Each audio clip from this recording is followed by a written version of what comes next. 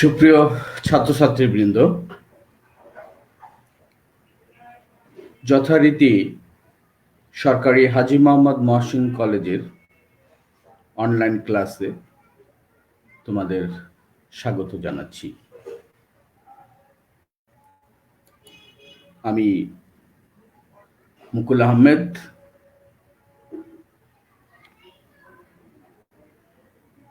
প্রভাষক উদ্ভিদ বিজ্ঞান, সরকারি হাজী মোহাম্মদ মহসিন কলেজ।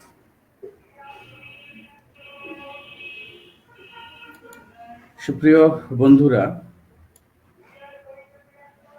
তোমাদের আজকের যে বিষয়টি সাপ্তাহিক রুটিন অনুসারে আমরা নিব বা আমি নিব, সেটা হলো তথ্য ও যোগাযোগ প্রযুক্তির প্রথম অধ্যায়, তথ্য যোগাযোগ প্রযুক্তির সাম্প্রতিক প্রবণতা। আমরা এই সাম্প্রতিক প্রবণতা বিষয়টি নিয়ে ইতিপূর্বে একটা ক্লাস সম্পন্ন করেছি। আজকে তেমনই আর একটি মজার বিষয় তোমাদের আলোচনা করব। আশা করি আমরা শেষ পর্যন্ত একত্রে থেকে আমাদের জানা অজানা বিষয়গুলোকে আমরা আর একটু ঝালাই করে নেব। যেগুলো জানি তো জানি, যেগুলো জানি না সেগুলো একটু আমরা দেখে নেব যে এখানে নতুন কি তথ্য আছে আমাদের। বন্ধুরা, আমরা একটা জিনিস খুব বিশ্বাস করি, বিশেষ করে আমি, সেটা হলো যে আধুনিক তথ্য ও যোগাযোগ প্রযুক্তির সুবাদে অনেক তথ্যই অনেকের কাছে থাকে বা সে সংগ্রহ করে। যে তথ্যগুলো আমার কাছে নাও থাকতে পারে, হয়তো তোমার কাছে আছে। তেমনি বন্ধুরা যারা আছে বা আমরাও যারা আছি, তারা সবাই যদি আমাদের তথ্য বিনিময়ের মাধ্যমে আমাদের জ্ঞানের পরিধিকে আর একটু বিস্তৃত করি, সেটাই বোধহয় এই তথ্য প্রযুক্তির মূল যে উদ্দেশ্য, সেই উদ্দেশ্য বাস্তবায়িত হবে। তার মানে আমি বলতে যাচ্ছি, তোমরা যারা বন্ধুরা আছো বা টিচাররা যারা আছে, তাদের সঙ্গে তথ্য শেয়ার করতে পারো। শেয়ার করলেই দেখবা যে বিষয়টি আরো তুমি স্পষ্ট হবে, জ্ঞানের পরিধি আরো বেশি বৃদ্ধি পাবে। তো আমরা দেখি যে যে ছবিটা আমরা এখন স্ক্রিনে দেখতে পাচ্ছি, ছবিটায় কিছু তোমাদের মতো কিছু ফুটফুটে বাচ্চারা, তোমাদের বাচ্চা বললে এখন অবশ্য একটুই মানে কোথায় যেন লেগে যায়, তাই না? আসলে সবাই আমরা টিচারদের কাছে সবাই ছোট, তাই না? যাই হোক, ওরা হাতের ছাপ দিচ্ছে কোনো একটা ডিভাইসের উপরে, অন্যের অপেক্ষা করে আছে, একজনের ছাপ দিচ্ছে, হয়তো ওই ছাপ দিয়েই ওরা স্কুলে বা ক্লাসরুমে প্রবেশ করবে। হ্যাঁ বন্ধুরা, বলছিলাম বায়োমেট্রিক্সের কথা।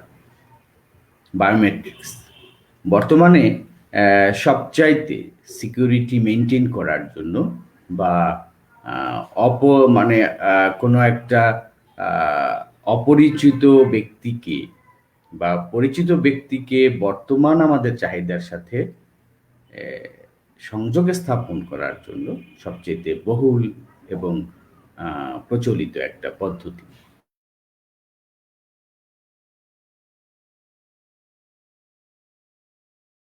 বায়োমেট্রিক্স পদ্ধতির প্রচলন অলরেডি আমাদের শুরু হয়ে গেছে। তো আমরা যে যে বিষয়গুলো এখানে জানবো, বিষয়গুলোর ভিতরে আমাদের আছে হলো বায়োমেট্রিক্স কি, এটা আমরা জানবো। আর বায়োমেট্রিক্স একটা অনেক বড় বিষয়। এখানে কি কি ক্ষেত্রসমূহ আছে, ব্যবহারের কি কি ক্ষেত্রসমূহ আছে, কি কি পদ্ধতি এখানে আছে, পদ্ধতি এবং ক্ষেত্র দুটো বিষয় নিয়ে আমরা এখানে আলোচনা করব। তাহলে প্রথমে আমরা আসি যে বায়োমেট্রিক্স কি। বায়োমেট্রিক্স, তোমরা একটা শব্দর সঙ্গে যারা বিজ্ঞানের ছাত্র আছে তারা বেশ অবহিত। সেটা হলো বায়ো শব্দের অর্থ হলো জীব বা জীবন, আর মেট্রিক্স শব্দের অর্থ হলো পরিমাপ।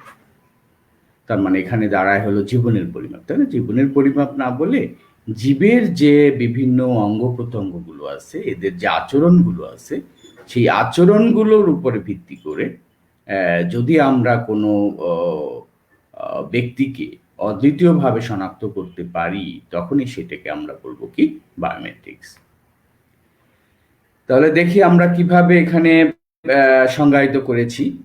তোমাদের এর আগেও বলছি, মুখস্থ বিদ্যাটা এখন প্রায় বিলুপ্তির পথে।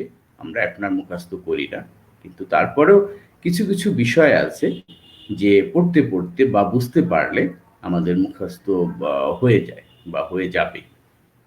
আর মুখস্থ থাকলে যেটা হয় সেটা হলো আমরা সহজে আমরা ইনপুট দিতে পারি।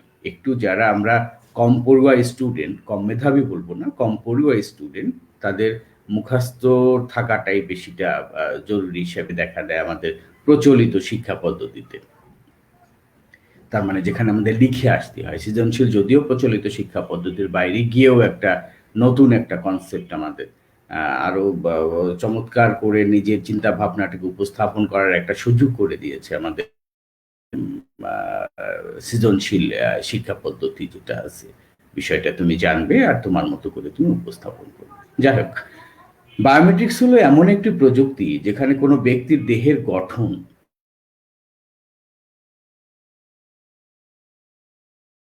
এবং আচরণগত বৈশিষ্ট্যের উপরে ভিত্তি করে অদ্বিতীয়ভাবে চিহ্নিত করা হয়, সেটাই হলো কি আমাদের বায়োমেট্রিক্স। কি বুঝতে পারলে? তাহলে দুটো বৈশিষ্ট্য এখানে আমরা বলছি। একটা হলো মানে ব্যক্তির দেহের গঠন, আর একটাকে আমরা বলছি কি এই যে আচরণগত যে বৈশিষ্ট্যটা আছে। তার মানে সে তার কিভাবে তার অঙ্গভঙ্গির পরিচালনা করে, তারপরে কিভাবে সে সিগনেচার করে, কিভাবে সে লেখে, আর দেহের গঠন যেটা আছে, চোখ, তারপরে হাতের আঙ্গুল, হাতের পা ইত্যাদি বিষয়গুলো এখানে সে দিয়ে আমরা ব্যক্তিকে আলাদাভাবে চিহ্নিত করতে পারি। তাহলে একটু আমরা দেখে আসি যে কি কি বিষয়গুলো আছে। তথ্য প্রযুক্তিতে বায়োমেট্রিক্স হলো সেই প্রযুক্তি যা মানুষের দেহের বিভিন্ন বৈশিষ্ট্য, যেটা আমরা একটু আগে বলে আসলাম, মুখমণ্ডল, ফিঙ্গারপ্রিন্ট, হ্যাঁ, হাতের গঠন, রেটিনা, তারপরে আইরিশ, সিগনেচার, শিরা, কণ্ঠস্বর, ডিএনএ ইত্যাদিগুলো বিশ্লেষণ করে ওই ব্যক্তির বৈধতাটা নিরূপণ করে।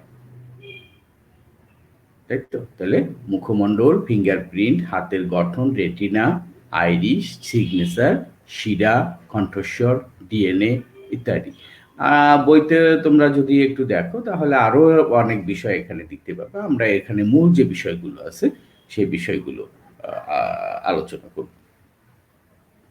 তাহলে বায়োমেট্রিক্স প্রযুক্তিতে মানুষের বায়োলজিক্যাল ডাটা বলতে যে কতগুলো আমরা বলে আসলাম, যে তার ফিঙ্গারপ্রিন্টটা কেমন হবে, তার চোখের শিরা, চোখের যে আইরিশ বা রেটিনা আছে এর শিরাবিন্যাসটা কেমন হবে, হাতের যে শিরাবিন্যাস আছে সেটা কেমন হবে, এইগুলোকে প্রথমে কালেক্ট করে বায়োলজি কোডে রূপান্তরিত করা হয়। পরে এটাকে ডেটাবেজে সংরক্ষণ করে ওই সংরক্ষিত ডেটাবেজ থেকে তথ্যগুলোকে স্বয়ংক্রিয়ভাবে মিলিয়ে এর বৈধতাটাকে নিরূপণ করা হয়। তার মানে ডিজিটাল কোডে রূপান্তরিত যে তথ্যগুলো আছে আমরা সংরক্ষণ করে রাখছি, এই তথ্যগুলোকেই পরবর্তীতে প্রাপ্ত তথ্যের সঙ্গে মিলিয়ে আমাদের আমরা কোনো একজন ব্যক্তির বৈধতা নিরূপণ করতে পারি বা ব্যক্তিকে আমরা শনাক্ত করতে পারি। প্রথমে যদি আমরা আসি ফিঙ্গারপ্রিন্ট রিডারের কথা, এখানে তোমরা একটা ছবিতে দেখতে পাচ্ছ যে তোমরা যখন ইদানিং যে মোবাইল ফোনগুলো তোমরা ব্যবহার করো, মোবাইল ফোনগুলোকে আমরা এই ফিঙ্গারপ্রিন্টের মাধ্যমে কিন্তু এটাকে লক আনলক বা বিভিন্ন ধরনের অ্যাপসগুলো যেগুলো আছে এগুলোকে লক করে রাখা, বা অন্য পার্সন যেন তোমার ফোনটাকে নিয়ে ব্যবহার করতে না পারে সেগুলোকে সংরক্ষিত করে রাখা ফিঙ্গারপ্রিন্টটাকে আমরা ব্যবহার করি। ফিঙ্গারপ্রিন্টের সবচেয়ে বহুল যে ব্যবহারটা তোমরা কিছুদিন পূর্বে দেখে আসছো, সেটা হলো নির্বাচন কমিশন যখন আহ, আমাদের স্মার্ট কার্ড যখন আমাদের বিতরণ করলেন, বা স্মার্ট কার্ডে যখন আমাদের তথ্যগুলো সংরক্ষণ করলেন, তখন কিন্তু তোমরা ফিঙ্গারপ্রিন্ট বা এই যে রেটিনা স্ক্যান বা আইরিস স্ক্যানের জিনিসটাকে তোমরা দেখছো,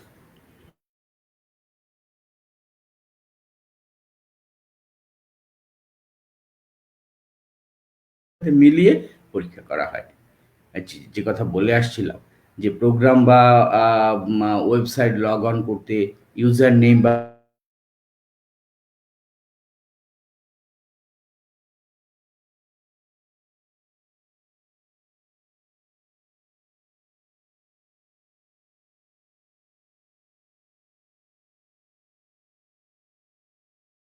রেটিনা বা আইরিস স্ক্যান করতে।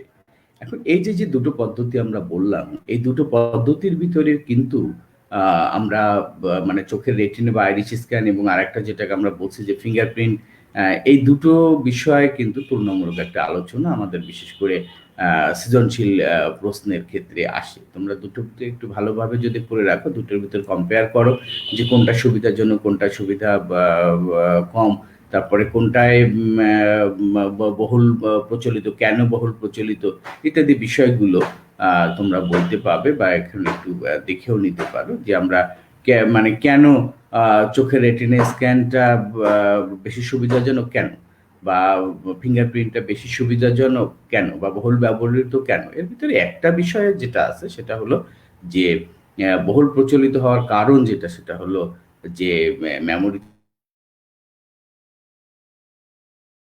ভাবে কম, বিশেষ করে ফিঙ্গারপ্রিন্টের ক্ষেত্রে। তোমরা বইতে তুলনামূলক আলোচনা দেখবে, এখানে আর একটু ভালো করে তোমরা দেখে নিও। যাই হোক, আমরা চোখের রেটিনা বা আইরিস স্ক্যানটা একটু আসি।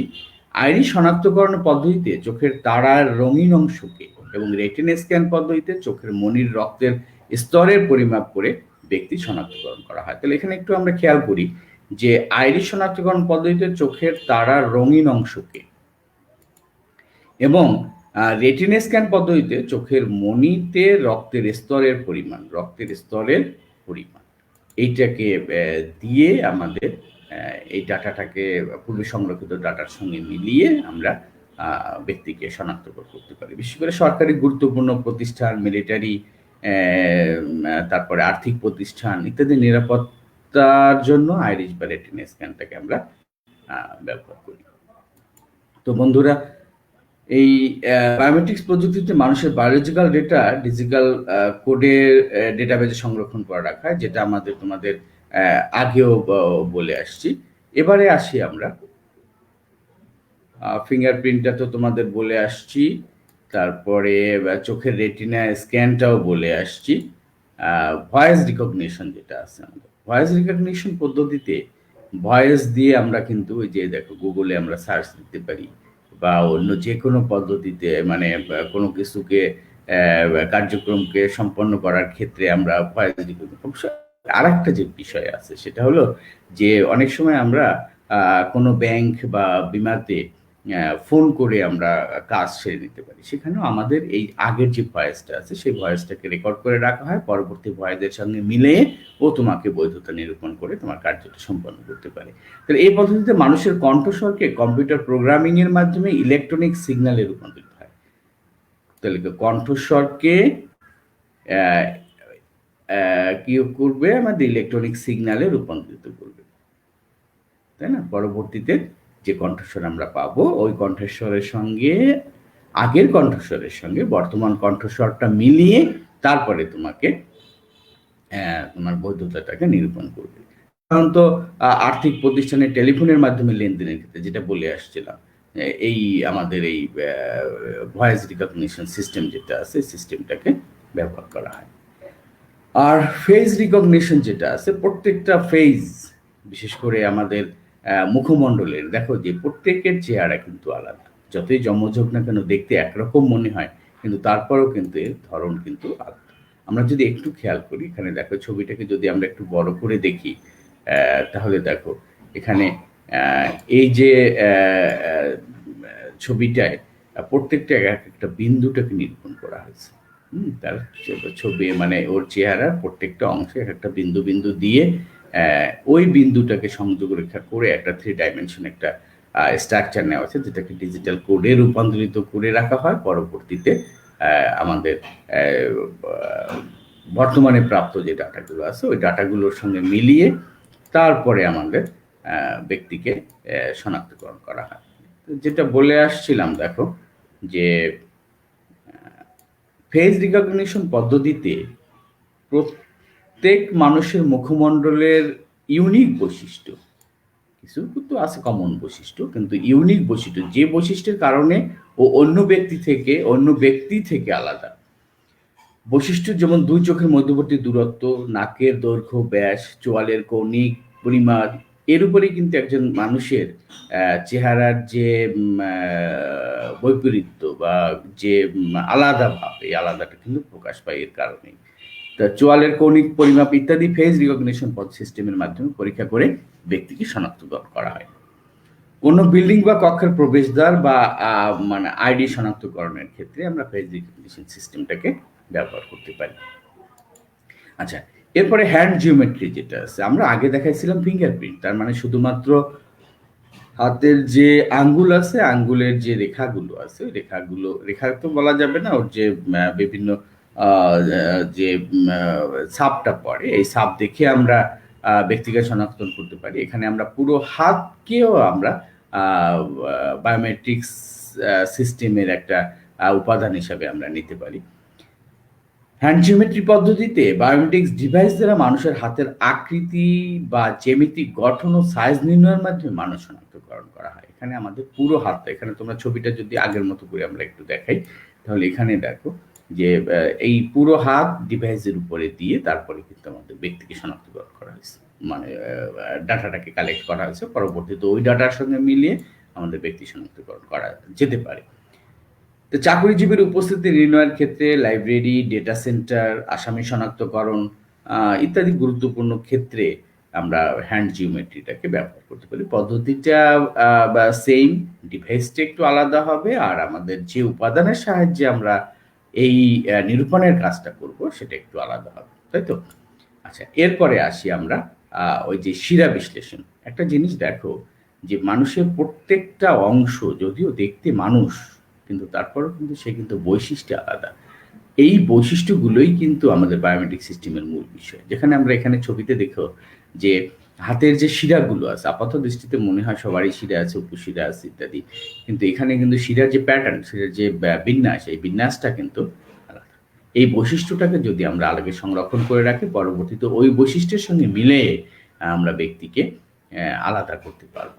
তার মানুষের হাতের বা কবজির শিরার প্যাটার্ন বিশ্লেষণের মাধ্যমে মানুষ শনাক্তকরণ করা যায়। সরকারি গুরুত্বপূর্ণ প্রতিষ্ঠান, যেটা একটু আগেই বলছি, যে যেখানে নিরাপত্তার ব্যবস্থা আছে, সেই নিরাপত্তার মতো জায়গাগুলোতে নিরাপত্তা নিশ্চিত করার জন্য আমরা এটাকে হ্যান্ড জিওমেট্রিটাকে আমরা ব্যবহার করতে পারি। শিরা বিশ্লেষণ, হ্যান্ড মানে শিরাগুলোকে, যেটা একটু আগে বললাম যে শিরার প্যাটার্নটাকে আলাদা, এই প্যাটার্নটাকে দিয়ে আমরা হ্যান্ড জিওমেট্রিটা তো আগে বলে আসছি, এখানে আমরা শিরা নিয়ে আমরা বৈশিষ্ট্য হিসাবে আমরা নিতে পারি। তো বন্ধুরা, এরপরে আছে সিগনেচার। একটা জিনিস দেখো তোমরা, ব্যাংক বা বিমাগুলোতে এখনো কিন্তু ওই যে শিরা উপশিরা দিয়েই, মানে সরি, সিগনেচার দিয়েই কিন্তু আমরা ভেরিফাই করতে পারি, মানুষকে আমরা আলাদা, মানে ওই ব্যক্তিকে আমরা শনাক্ত করতে পারি, করি সাধারণত। এখানে সিগনেচার, অনেক সময় দেখা যায় সিগনেচার নিয়ে বিভিন্ন জালিয়াতির ঘটনাও ঘটে আমাদের অজানা নয়। অনেক বিখ্যাত ব্যক্তির সিগনেচার নকল করার প্রবণতা মানুষের ভিতরে বা যারা দায়িত্বশীল আছে তাদের ভিতরে অনেক সময় বিভ্রান্তি তৈরি করতে পারে। সেক্ষেত্রে আমরা যদি ওই সিগনেচারটাকে ডিজিটালে রূপান্তরিত করে তারপরে বর্তমান প্রাপ্ত যে সিগনেচার আছে তার সঙ্গে মিলেই আমরা দেখার চেষ্টা করি, তাহলে কিন্তু আমরা অনেকটা নিশ্চিতভাবে আমরা ব্যক্তিকে শনাক্তকরণ করতে পারবো, যেটা বলছিলাম। তাহলে সিগনেচার ভেরিফিকেশন পদ্ধতিতে বিশেষ ধরনের একটি কলম বা প্যাড ব্যবহার করা হয়। এখন এই যে বিশেষ ধরনের কলম বা প্যাড ব্যবহার করা হয়, এই কথাটা কিন্তু তোমরা মনে রাখবে এই জন্যই, কারণ আমরা যখন বিশেষ করে সৃজনশীলে যখন আমরা যাব, তখন তোমাকে ক্লু হিসাবে তার মানে তোমার এই সিগনেচার ভেরিফিকেশন কথাটা বোঝার সুবিধার্থে একটি প্যাড এবং বিশেষ ধরনের একটি কলম ও প্যাড ব্যবহার করা হয়, এই ধরনের কথাগুলো কিন্তু তোমার আসতে পারে। উদ্দীপকের ক্ষেত্রে আমরা বলছি, উদ্দীপকের হিন্টস হিসাবে এই ধরনের শব্দগুলো তোমরা ব্যবহার করতে পারে। এটা দেখেই তোমার বুঝতে হবে যে এটা সিগনেচার ভেরিফিকেশনের কথা বলা হয়েছে।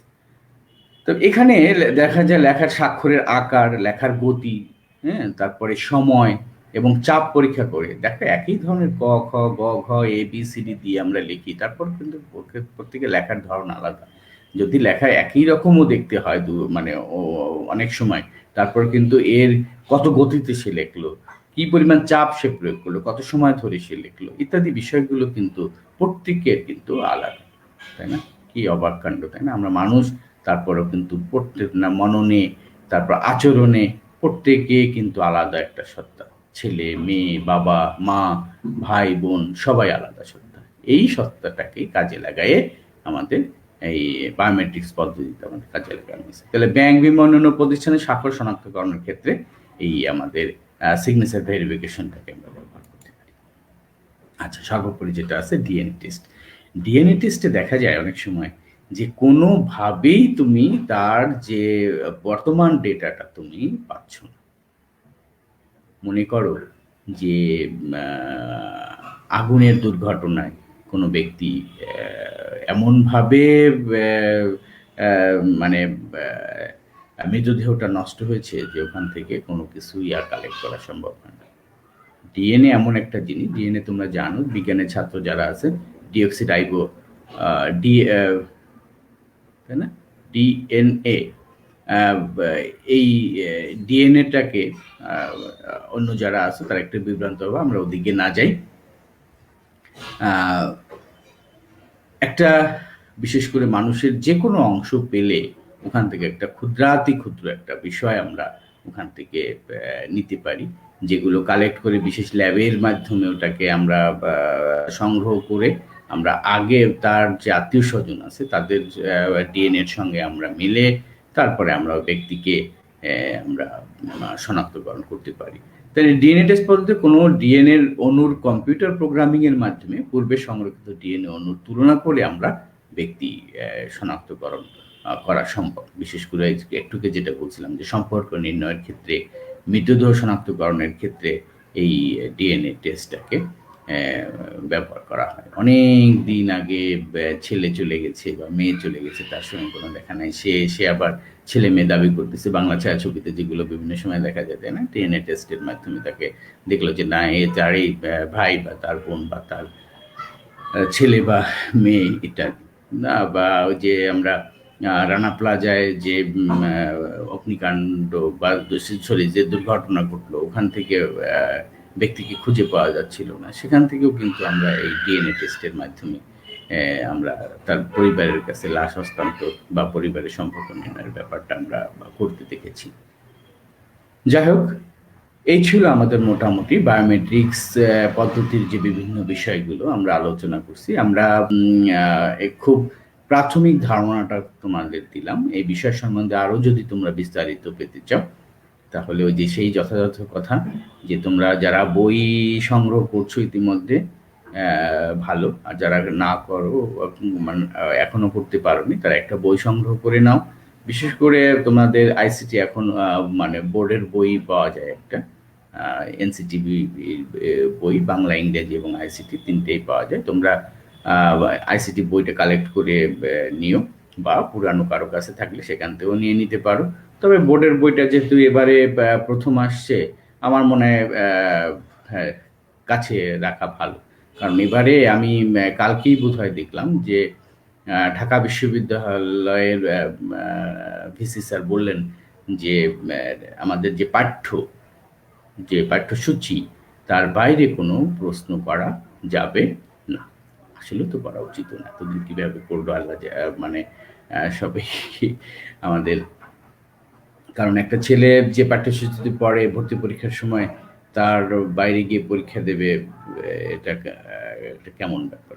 যাই হোক, আমরা সিদ্ধান্তটা অবশ্যই সুন্দর, এবং আমরা যারা শিক্ষার সঙ্গে সংশ্লিষ্ট, তোমরা যারা পরীক্ষা দিবে অ্যাডমিশন দিবে তাদের জন্য তো অবশ্যই একটা ভালো খবর। তো আমরা যে যে বিষয়গুলো পড়ে আসলাম, যে বায়োমেট্রিক্স কি, দেহের গঠন এবং আচরণগত বৈশিষ্ট্যের মাধ্যমে কোনো ব্যক্তিকে অদ্বিতীয়ভাবে চিহ্নিত সম্ভব, ব্যাখ্যা করো। আচ্ছা, এখানে একটু দেখো প্রশ্নটা, দেহের গঠন এবং আচরণগত বৈশিষ্ট্যের মাধ্যমে কোনো ব্যক্তিকে অদ্বিতীয়ভাবে চিহ্নিত করা সম্ভব। এখানে কিন্তু তোমার জ্ঞানটা হলো বায়োমেট্রিক্স, আর অনুধাবনটা হলো বায়োমেট্রিক্সের যে বিভিন্ন পদ্ধতিগুলো আছে, পদ্ধতিগুলো খুব সংক্ষেপে বা শুধুমাত্র নামগুলো লিখে দিলে আমাদের এখানে চলবে। মানে কি কি পদ্ধতিগুলো আছে, পদ্ধতিগুলো নাম আমাদের লিখলে জানা থাকলেই হবে। আর বাড়ি কাজ হিসাবে তোমরা একটা বিষয় একটু, যদি আগেরগুলো তোমরা লিখছো কিনা যায় না, যেহেতু আমিও দূরে তুমিও দূরে, হ্যাঁ, কারোর সঙ্গে কারো ভাবে বাধ্য করার কোনো সুযোগ আমাদের ভিতরে নেই, দেখার সুযোগ নেই। শুধুমাত্র আমার যে কথাগুলো আছে সেই কথাগুলোর উপর ভিত্তি করে তুমি যদি নিজের ভবিষ্যতের কথা চিন্তা করে সামনে আগাও, তাহলেই তুমি তুমি উপকৃত হবে, তাই না? অতএব যে কথাগুলো স্যাররা বলেন একটু মনোযোগ দিয়ে খেয়াল করার চেষ্টা করবা। তো ব্যক্তিকে অদ্বিতীয়ভাবে শনাক্ত করার জন্য কোনো পদ্ধতি অধিক সুবিধাজনক। এখানে দেখো প্রথমে যেটা বলে আসছিলাম, যে যে পদ্ধতিগুলোর নাম আমরা লিখবা, এর ভিতর কোন পদ্ধতিটা অধিকতর সুবিধাজনক। এখানে একটা কথা বলে আসি, যে তুমি যে কোনো পদ্ধতিকে সুবিধাজনক বলতে পারো, তবে তার সাথে তোমার যথেষ্ট তোমার দিতে হবে, তার মানে যথেষ্ট পজিটিভ যুক্তি তোমার সেখানে কিন্তু উপস্থাপন করতে হবে। তার মানে তুমি রেটিনা স্ক্যানটাকে দিতে পারো, ফিঙ্গারপ্রিন্টটাকে দিতে পারো, কিন্তু অন্যগুলোকে তুমি দুর্নাম নাও বলো বা অন্যগুলোর ডিমেরিটসটা নাও বলো, কিন্তু এর পজিটিভ দিকটা তোমার বলে তোমার বলতে হবে যে এটাই অধিকতর সুবিধাজনক। যাই হোক, আমরা একটু চিন্তা করলে আমরা বের করতে পারবো। সৃজনশীল আমরা দীর্ঘদিন জনে পড়ে আসি। আমি একটা কথা সম্মুখ ক্লাসে প্রায় বলতাম, যে আমার শিক্ষক যারা আছেন তাদের চেয়ে শিক্ষকরা বরাবরই সৃজনশীল, তারা সৃজনশীল পদ্ধতিতেই পড়ান। হয়তো গাঠনিক যে কাঠামো আছে সেই কাঠামোটা অনেকে মানে সুচারুরূপে মানতে পারেন না, সেটা আলাদা ব্যাপার। কিন্তু তোমরা যারা আছো, তোমরা দীর্ঘদিন ধরে এই পদ্ধতির সঙ্গে পরিচিত, অনেক অভিজ্ঞ শিক্ষকের সঙ্গে তোমরা মানে সংশ্লিষ্টতা তোমাদের হয়েছে। তোমরা অবশ্যই অনেক ভালো বা সৃজনশীল কাঠামোতে প্রশ্নপত্র বা উত্তরপত্র তোমরা তৈরি করতে পারো। একটা কথা বলতে দ্বিধা নেই, যে আমরা যত প্রশ্ন যদিও আমরা ভুল করি, তোমরা উত্তর দিতে কখনো ভুল করো না, তাই তো? যাই হোক, এটা ব্যতিক্রম আছে, এক একজন এক একভাবে তাকে উপস্থাপন করে। তো আমরা পাঠের আজকে শেষের দিকে দেখা হবে আবার আগামী ক্লাসে। সেই পর্যন্ত তোমরা সুস্থ থাকো, ভালো থাকো, নিরাপদ থাকো। মহামারী পরিস্থিতি করি, তারপরে আমাদের যে ব্যক্তি নিরাপত্তা, সামাজিক নিরাপত্তা, সব কিছু মাথায় রেখে আমরা ভিড় এড়াইয়ে চলবো। অপ্রয়োজনে আমরা বাড়ির বাইরে যাব না। যদি যেতেই হয় এসে আমরা নিজেকে পরিচ্ছন্ন করে ফেলবো সাবান পানি দিয়ে। আর মাস্ক নিয়ম তো মানতেই হবে। সবচেয়ে বড় ব্যাপার, নিজে নিরাপদ থাকতে হবে। আর নিজের প্রতি ভালোবাসা যদি নাও থাকে, পরিবারের অন্যান্যদের প্রতি ভালোবাসার জন্য হলো আমাদের মাস্ক পরতে হবে। ধন্যবাদ বন্ধুরা, সবাই আমরা সামাজিক দূরত্ব মেনে চলি, সুস্থ থাকি। ধন্যবাদ সবাইকে।